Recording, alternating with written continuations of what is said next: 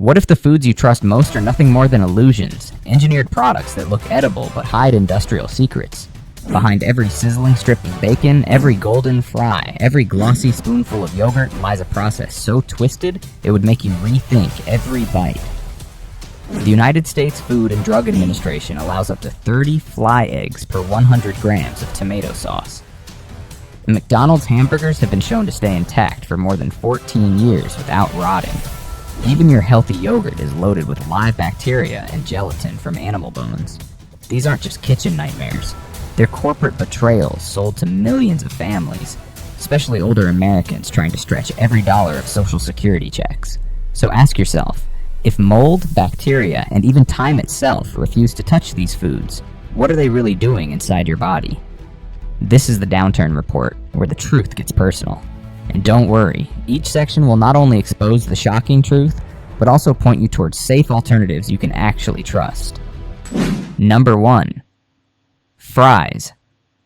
What if the fries you've been dipping in ketchup for decades are not really food at all, but more like a chemistry project disguised as comfort? McDonald's has managed to turn a humble potato, a symbol of simplicity on every American table, into something so processed that even time itself seems too afraid to touch it. Their fries aren't just potatoes fried in oil. They're built from a staggering 19 ingredients, a list that reads less like a recipe and more like the back of a pesticide label. Sure, potatoes, oils, and salt are there, but then you tumble headfirst into a labyrinth of citric acid, dextrose, sodium acid pyrophosphate, and TBHQ. These aren't seasonings, they're red flags waving right in your face. And here's the brutal truth. If your tongue struggles to pronounce it, maybe your stomach struggles even harder to digest it. The cruel joke? Millions keep eating them because they're sold as golden perfection. Golden, yes, but only the way spray-painted plastic looks golden under the right light. The betrayal doesn't stop at the lab-coated ingredient list. McDonald's slipped in a secret so bold it borders on mockery. Their fries were pre-cooked in beef tallow, dressed up under the sly disguise of natural beef flavor. Think about it. Millions of vegetarians and Hindus trusting the brand, biting into what they thought was a safe side dish, only to discover they'd been swallowing beef fat all along. The outrage wasn't just cultural, it was moral. The company was dragged into lawsuits and forced to pay millions to communities who had been deceived. Imagine working 2 jobs, scraping pennies together to buy a meal you thought respected your beliefs, only to learn that the fries carried a hidden betrayal cooked into every bite. It's like being told your diet soda secretly had sugar. Only the stakes here are tied to faith, ethics, and the right to choose what goes into your body. And just when you think it can't get more grotesque, it does. These fries don't decompose the way food is supposed to. Seal them in a jar, and 4 years later, they still stare back at you, eerily intact, like they've been embalmed for display in some twisted museum of fast food horrors. At least when you leave fries from KFC or a backyard diner on the counter, they shrivel, mold, and rot, reminding you that they were once alive, once natural. McDonald's fries, though, remain stiff and shiny, like mannequins in a mall window. Reports have even shown that some of their items, fries included, can sit untouched for over 14 years without breaking down. 14 years. That's longer than the lifespan of many family cars. If the bacteria in your fridge don't want to eat it, why should you? This isn't just an odd trivia fact. It's a red alarm for every American living on a tight budget, trying to stretch every dollar at the grocery store. Older folks on Social Security checks, veterans, retirees. They line up at the counter thinking they're buying something safe, familiar, and cheap. But what they're really getting is a food-like object engineered for immortality, stuffed with chemicals that chip away at health over time. The fries may be sold as innocent sides, but they are ticking time bombs wrapped in paper sleeves, sneering at the very people who trust them most. The next time you see those golden arches glowing in the distance, ask yourself, is that light welcoming you or luring you toward a corporate trap built on deception, chemicals, and a potato that forgot how to die? Number 2. Hot dogs. What happens when America's so-called all-American snack is unmasked? The hot dog, that smiling staple of baseball games and backyard grills, becomes less of a treat and more of a horror film in a bun. For decades, companies have polished the myth of the hot dog as simple, affordable comfort food, when in truth it's born from a process that feels more like industrial waste disposal than cooking. At the beginning is the harshest reality. The animal's life is cut short, and the parts no one else wants are scraped up for the grinder. After the prime cuts of pork and beef are whisked away to more respectable shelves, what's left, fat, tendons, and scraps, is tossed into industrial machines like garbage heading for a landfill. Then, in a stomach-turning twist, chicken trimmings are shoveled in, adding yet another layer of cast-offs to the recipe. This unholy mix passes through grated metal plates, becoming less animal and more sludge. What emerges is not meat as your grandparents knew it, but a pinkish goo that looks like it belongs in a chemical plant, not your kitchen table. That goo doesn't get left alone. It's whipped and liquefied until it flows like a milkshake of flesh. A puree so revolting that many who witness it swear never to look at a sausage the same way again. Into this slurry go food starch, salt, brown mustard, flavorings, and water, all blended until the appearance is uniform, glossy, and disturbingly artificial. Think of it as corporate camouflage. If it looks smooth, maybe you won't think about the nightmares that went into it. And then comes the cruelest trick: casings. That liquefied meat is forced into tubes, giving it the illusion of shape, dignity, and tradition. It's then smoked to add that familiar hot dog taste, though what really flavors it is secrecy. Behind every bite is a graveyard of discarded animal parts stitched together by machines. Yet companies parade it proudly, waving American flags at ballparks as if patriotism could erase the stench of what really goes inside. For millions of older Americans, the hot dog has been a cheap option, a staple to stretch Social Security checks just a little further. But here's the question no one dares to ask out loud. If you knew exactly how it was made, would you still feed it to your grandchildren at the 4th of July cookout? Beneath the smoke and nostalgia lies a darker truth. This food is less about nourishment and more about repackaging the unwanted, disguising corporate efficiency as family tradition. The irony is bitter. A pig once considered a beautiful animal is reduced to liquefied sludge and sold for profit, while consumers are left holding the bun, smiling through a mouthful of processed betrayal. The next time you see a hot dog sizzling on the grill, look closer. Are you really smelling food or just the illusion of it? Number 3. Tomato sauce. That comforting splash of red draped over pasta, pizza, or lasagna might look like love served on a plate, but hidden beneath its glossy surface is something far darker and far more alive. The next time you twirl spaghetti drenched in tomato sauce, ask yourself this: are you really eating vegetables, or are you unknowingly sharing your dinner with tiny intruders that the government says are perfectly acceptable? The United States Food and Drug Administration has long permitted a certain level of contamination in processed foods, but what it allows in tomato-based products would make any stomach churn. Buried in that jar of sauce could be as many as 30 fly eggs per 100 grams, and yes, the law says that's fine. If that doesn't make you wince, here's a bonus. You might also be spooning up at least one squirming maggot for every 100 grams. Imagine calling that family dinner, and it doesn't stop at just spaghetti sauce. The very same standards apply across the board. Canned tomatoes, tomato puree, tomato juice, pizza sauce, and nearly every other red condiment lined up on grocery shelves. In some cases, regulators even tolerate up to 2 maggots per 100 milligrams. Stop for a second. 2 maggots in what amounts to less than a mouthful. That's not an accident. It's an official policy. Somewhere between the vine and your fork, insects become government-approved seasoning. The FDA waves it off with a shrug, chalking it up to the realities of mass farming and food storage. But for millions of unsuspecting consumers, especially older Americans who've grown up believing "made in the USA" meant safe, clean, and wholesome, this revelation is like finding out your church choir's holy water was topped up from a public swimming pool. Of course, industry defenders will tell you that these insect fragments are harmless, even nutritious. After all, maggots are technically protein. But let's not kid ourselves. When you order marinara at an Italian restaurant, or crack open a can of fresh tomato soup at home, you aren't imagining tiny larvae dissolving on your tongue. Consumers are sold the fantasy of garden-picked tomatoes simmered into a sauce of purity and tradition, yet what they're getting is a slurry with a legally sanctioned infestation. It's not farm to table, it's more like farm to fly to factory to you. And the insult cuts even deeper for vegans. Many turn to tomato-based dishes as a meatless safe haven, only to learn their plates may still crawl with the remnants of living things.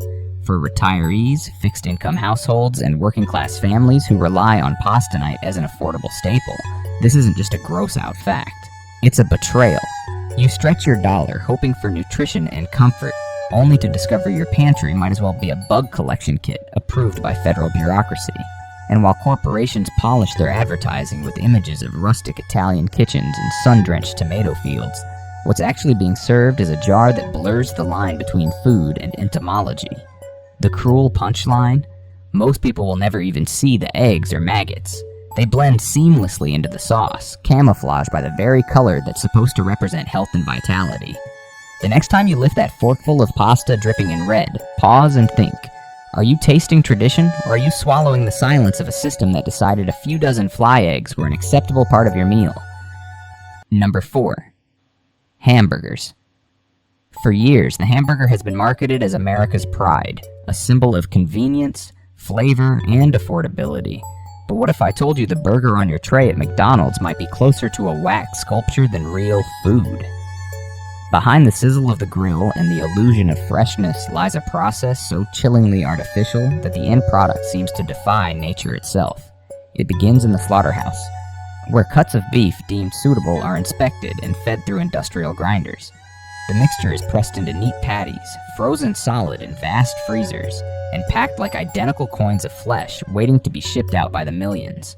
Some patties are pulled for testing, the company claiming this ensures safety while carefully adding one more marketing reassurance: we don't use pink slime. That phrase alone, pink slime, was enough to spark fear across the nation years ago, and McDonald's leapt to distance itself. Yet for all the reassurances, a far more sinister secret was hiding in plain sight. A scientist once stuffed a McDonald's hamburger into the pocket of his coat and left it there, not for a week, not for a month, but for over 14 years. When he retrieved it, the burger looked eerily intact, like a plastic prop in a child's play kitchen. No mold, no rot, no collapse of the bun.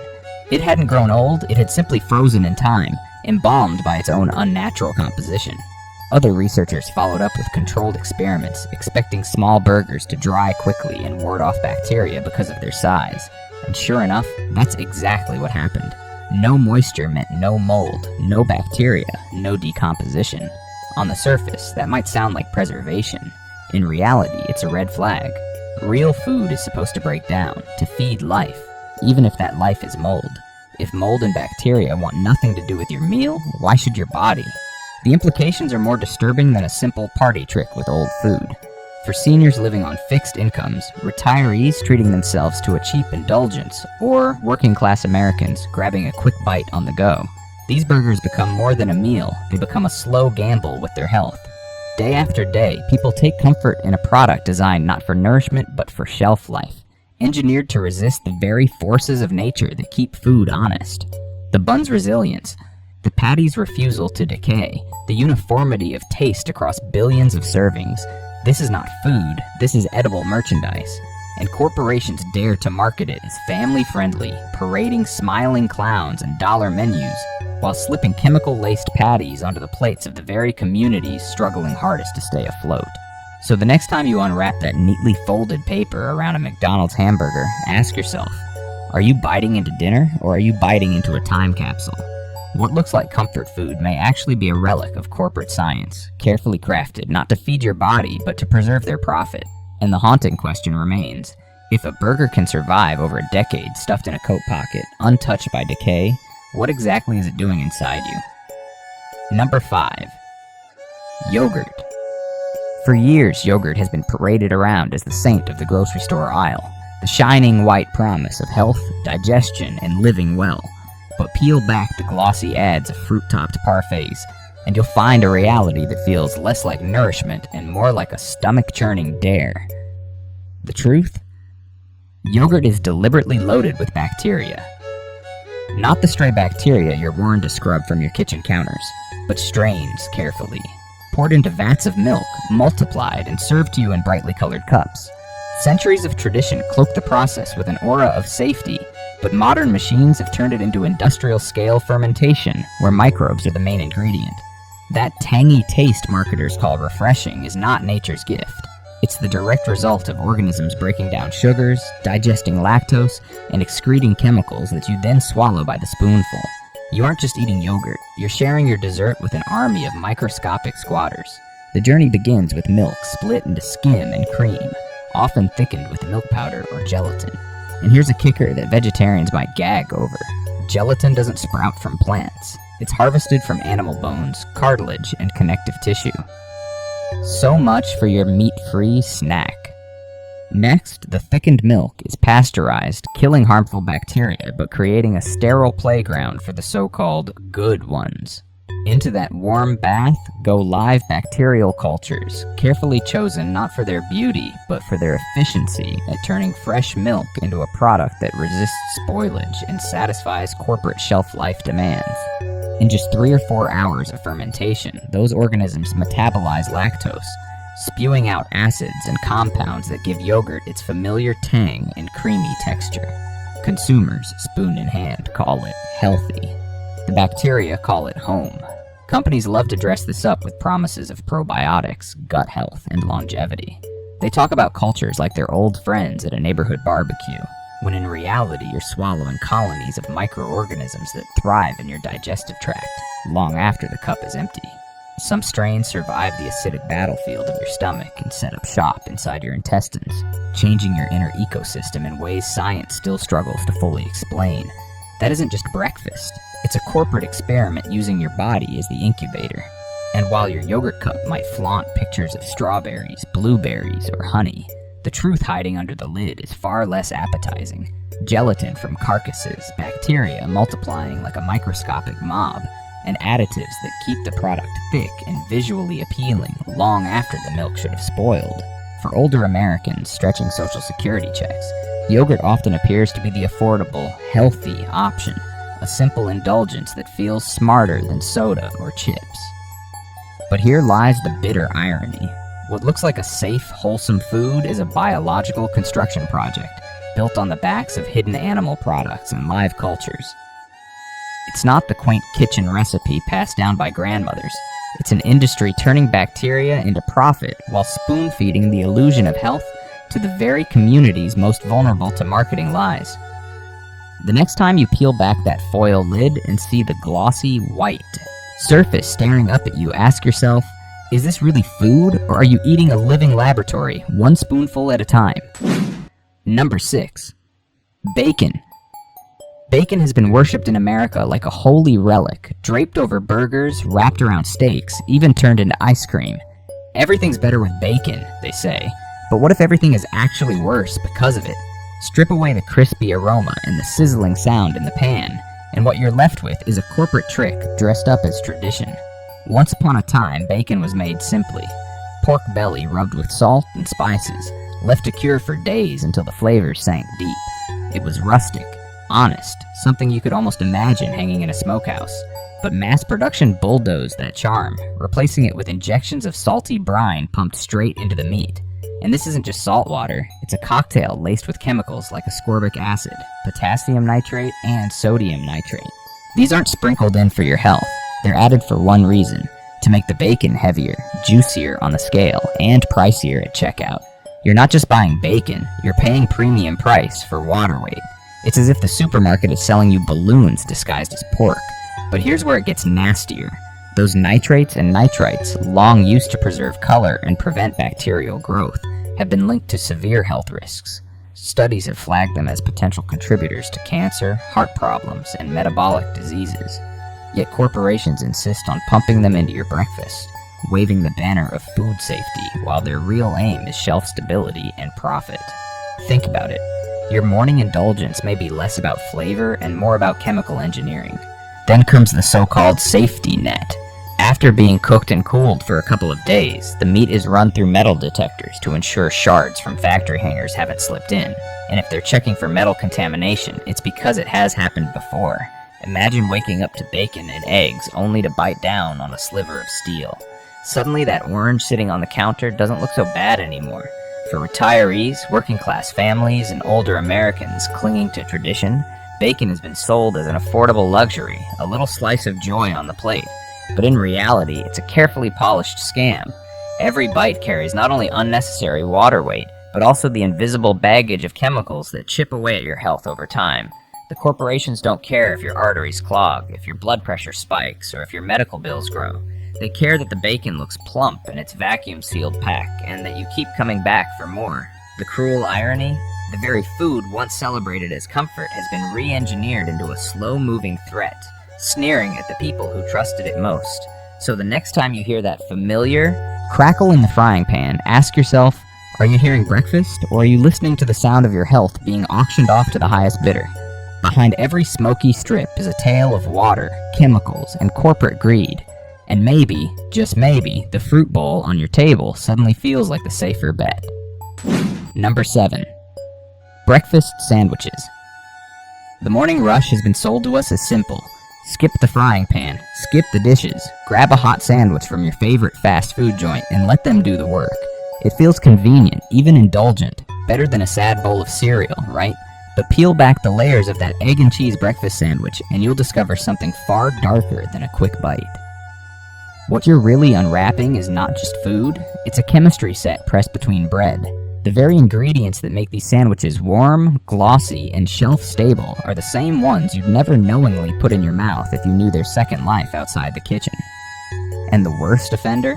Subway's breakfast sandwiches, a menu item that promises energy for the day but delivers an industrial cocktail that belongs in factories, not in stomachs.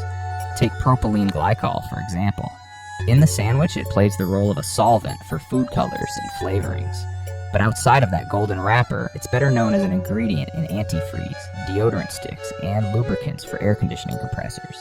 Imagine sipping on your coffee while unknowingly chewing on the same substance keeping your car from freezing. Then there's glycerin, another harmless additive sprinkled into the recipe. In theory, it helps keep textures soft and moist. In practice, you'll find it in soaps, moisturizers, and shaving creams. That means your breakfast sandwich is wearing the same chemical suit as the lotion sitting in your bathroom. And we're just getting started. Tertiary butyl hydroquinone, mercifully shortened to TBHQ, is added to keep oils from spoiling. Sounds innocent until you realize the same compound is also used in perfumes, lacquers, and varnishes. Every bite of that fluffy bun might as well come with the whiff of a hardware store. Dimethylpolysiloxane makes its entrance next, a substance better known for living in silly putty and lubricants than in egg patties. And if you thought concrete belonged on roads and rooftops, not in your food, think again. Calcium silicate, a sealant used to line streets and buildings, is another hidden guest sandwiched into your morning treat. The cruel irony is that fast food corporations push these breakfast items as the most important meal of the day, dressing them up as wholesome energy for busy workers, retirees, and anyone short on time. But the truth is uglier. You're paying for chemicals that belong in industrial aisles, not grocery aisles. No wonder so many people walk away from breakfast feeling heavy, sluggish, and vaguely unwell. It isn't the eggs, cheese, or bread weighing them down. It's the burden of synthetic additives dragging their health under. For older Americans living on fixed incomes, this feels like the ultimate betrayal. You buy cheap, thinking you're saving time and money, only to discover you're swallowing a corporate shortcut that trades convenience for your well-being. So next time you unwrap that steaming breakfast sandwich on your commute, ask yourself, is this really a meal, or is it just a chemical handshake disguised as food? The truth may leave you hungrier than ever, for honesty, for safety, and for something that doesn't taste like asphalt in disguise. Number 8. Chewing gum. Parents used to scare us with the old myth, don't swallow gum, or it will sit in your stomach for 7 years. As kids, we pictured a sticky pink wad clinging to our insides like a piece of chewed up wallpaper paste. The truth is a little less dramatic, but far more unsettling. Gum doesn't stay for 7 years, but it also isn't food. Within a few days, it passes through your system. But here's the real kicker. What you've been chewing all these years isn't something that belongs in your mouth at all. The chewy base that gives gum its famous bounce used to come from natural tree resin, but in today's world of cost-cutting mass production, it has been replaced with synthetic compounds. Translation? You're chewing on a mixture of plastics and rubbers, softened and flavored just enough to trick your brain into thinking it's candy. If the idea of chewing a balloon or gnawing on a rubber band makes your stomach turn, you've just discovered the true identity of your favorite stick of gum. The process itself feels like something out of a plastics factory, not a candy shop. The gum base, essentially engineered rubber, is poured into giant mixers. where colors, artificial flavors, and industrial-grade sweeteners are added. These sweeteners and flavorings are often the only remotely edible components of the recipe, and they're designed to dissolve quickly, creating that initial rush of mint or fruit flavor. But after a couple of minutes, what's left in your mouth isn't candy, it's flavorless rubber, endlessly chewable but nutritionally void. The sensation of sweetness fades fast, leaving behind nothing but synthetic chew mass. It's like gnawing on a plastic toy dipped in sugar water, except it's marketed as a fun childhood treat. And that's where the betrayal deepens. Companies package gum as a harmless indulgence, complete with glossy advertising that shows kids blowing bubbles, teens flirting with a wink and a pop, and adults freshening their breath before meetings. What they don't show is the reality. Consumers are shelling out money for flavored rubber pellets that serve no nutritional purpose and may even contain questionable additives. Many gum bases contain petrochemical derivatives. Yes, substances that trace back to the same industry producing fuels and plastics. The irony is rich. People spit gum onto sidewalks like trash, yet willingly put the same material in their mouths for hours every day. For older Americans, gum often carries a nostalgic tug. Memories of nickel gum packs at corner stores, of Elvis-era bubble-blowing contests, of kids sticking wads under school desks. But nostalgia doesn't change the chemistry. What used to be resin from a tree has now been swapped for rubber and plastic churned out in industrial vats. When retirees and working-class families spend precious dollars on gum, they aren't buying a harmless treat. They're buying into a corporate illusion that something non-food can be enjoyed like food. And in that sense, the myth parents told us wasn't entirely wrong. Gum may not stick in your stomach for 7 years, but it leaves a longer mark on your health and trust than anyone wants to admit. The next time you pop a piece into your mouth, ask yourself, are you really enjoying candy, or are you just chewing on corporate rubber dressed up with a hint of sugar? Unmasking hidden truths in everyday foods, we reveal betrayals. Subscribe now and protect your health with every shocking discovery.